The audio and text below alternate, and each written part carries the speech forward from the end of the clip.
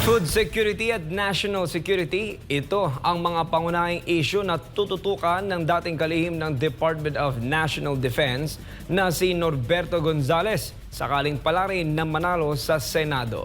Narito ang balita ni Carla Abellana.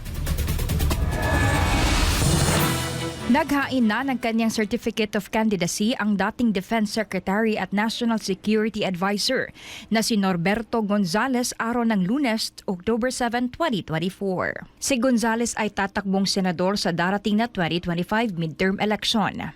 Tatakbo po ako ulit sa panahon na ito. Sa panayam ng media kay Gonzales, sinabi nito na kung sakaling palari na mailuklok sa Senado, ang kanyang pangunahing tututukan ang food security. Paliwanag nito, nagtataka siya kung bakit palagi nilang tayong nag-aangkat ng pagkain, gayong sagana naman sa yaman ang Pilipinas. Tinitingnan ko po mabuti yung ating security para sa pagkain. Medyo nakakalungkot po na kung titignan natin ang ating parang direksyon sa bagay na to, para bang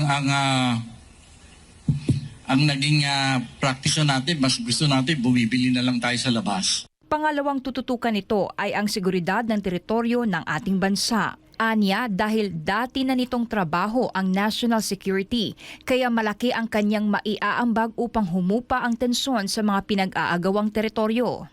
Dahil po sa dati kong trabaho, siguro titignan natin ulit ang ating mga threats sa bansa. Katulad yung issues ng conflict natin sa China, dapat tingnan din po natin yan. Kung matatandaan, isa si Gonzales sa mga tumakbo sa pagka-presidente noong nakaraang eleksyon. Para sa Diyos at Pilipinas Kumahala, Carla Abellana, SMNI News.